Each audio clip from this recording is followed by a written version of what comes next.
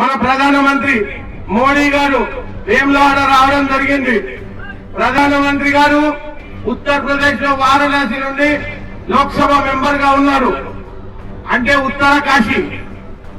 ఉత్తర కాశీలో మీ అందరికీ తెలుసా, అక్కడి ఆలయ అభివృద్ధికి 5,000 కోట్లు శాంక్షన్ చేసి అభివృద్ధి చేస్తుండ్రు. ఇక్కడ దక్షిణ కాశీ అని మన ఆలయాన్ని చూపించి గుండు సున్నా ఇచ్చిపోయిండు. న్యాయమా?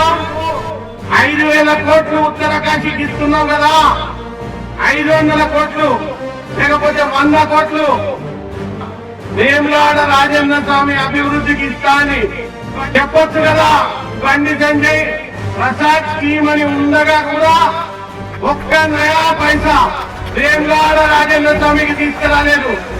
ఆ స్కీమ్ లో 3,000 కోట్ల బడ్జెట్ ఉంది. మనకు పనికిరాని నాయకుడు అవసరమా?